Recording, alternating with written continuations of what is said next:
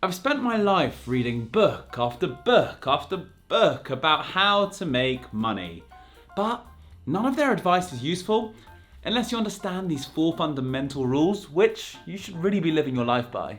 Rule number 1, spend less than you make. All right, I get it, it sounds painfully obvious, so then why aren't you doing it? To kick off this rule, I want to bring in Charles Dickens, you know, everyone's favourite author, who was famously caught saying, annual income £20, annual expenditure 19, 19 and 6. Result, happiness. Annual income £20, annual expenditure £20 ought and 6. Result, misery. Did you just say annual salary 20 quid? The man lived in the 1800s. Let me pass this one to the doctor, he's gonna explain everything. If you were to make 30k a year, but you spend 40k a year, you'd be broke. Thanks, doc. Spending less than you earn is actually really difficult.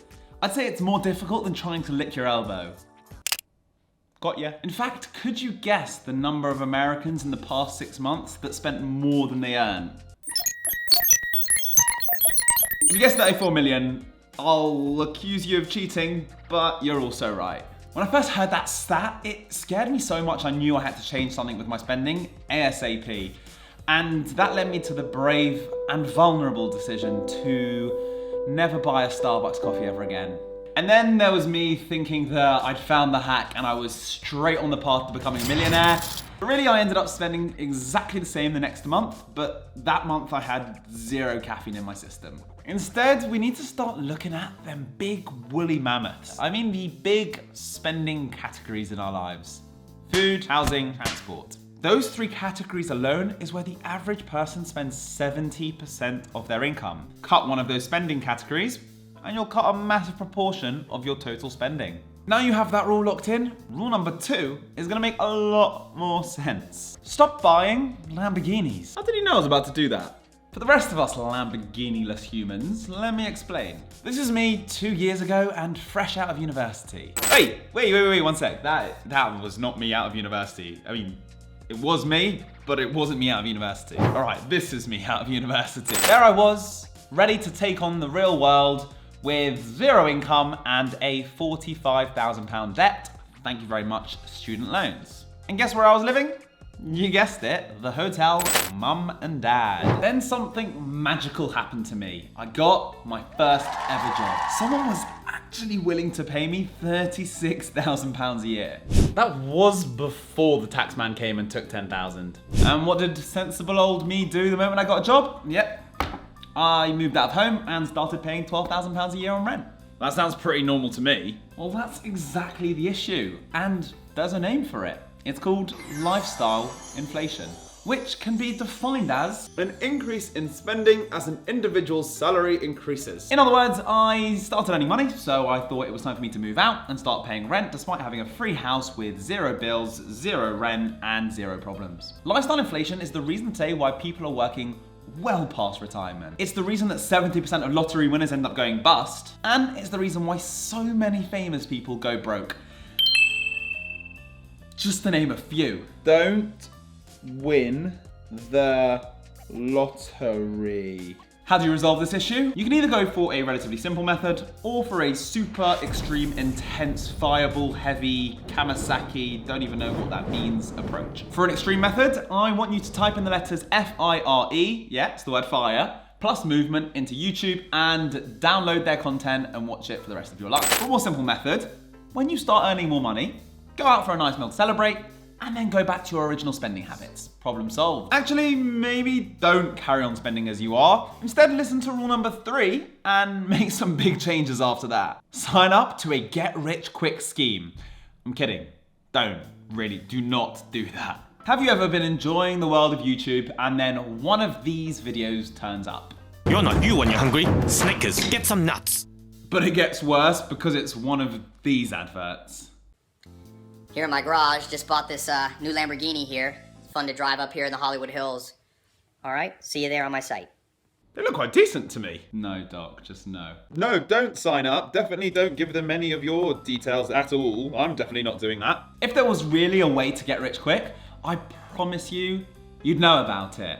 Instead, you need to start changing up your mindset from get rich quick to building wealth over time. And how exactly are we meant to do that? I'm glad you asked, because now it's time to take a look into the life of a man that no one had ever heard of until he died. His name was Ronald Reed. Ronald was the very definition of an average man. In fact, some people would say that he was less than an average man. He didn't come from riches, he never had a good job. In fact, he spent most of his life working as a janitor. Well, when Ronald died, he left behind something quite peculiar. Oh, I know. He was a janitor at Harvard and he completed all of the problems on the maths boards after the lectures ended. You do know you're just reciting the plot to Good Will Hunting. Sorry. What do you do? Sorry. Well, the real unusual thing was that Ronald left behind $8 million. He lived frugally and invested the bulk of his money for the long term. Ronald is proof that anyone with an understanding that wealth is a long-term game to be played can grow wealth. So after all of that, I think you're now expecting me to let you know how I moved home, stopped paying rent, saved loads of money. No, quite the opposite. I ended up getting married and it would be a little bit weird if... Are you sure that you don't want to just move in with my parents? And I think that now moves us on to our fourth and final rule, which could be the most important yet. Rule 4, that meal just cost you 24 hours. The way you and I spend money today is different to any generation that has come before us. Whilst Fred and Filmer Flintstone were off to the market to trade their latest child for the brand new car, you go to a shop and with a piece of plastic, make something go beep and spend some money. Or metal if you have a fancy Amex card. This method of spending has completely disassociated the hard work we put in to earn money with the spending that we do every single day. And it's probably the reason you had yet another Amazon delivery to your door today. That's why this rule is all about reassociating money with its most intrinsic value, time. Doc, wanna take us through this one again? Oh, these deals aren't making me any money. Doc? Sorry, I'm on it. Let's take a random person and say he wants to buy this £20,000 car. If this person's salary is $20 an hour, this person will have to work 1,000 hours or 125 8-hour days. Yikes. But let's dive into this hourly rate a little bit further because despite the company saying they pay $20, that's not exactly true.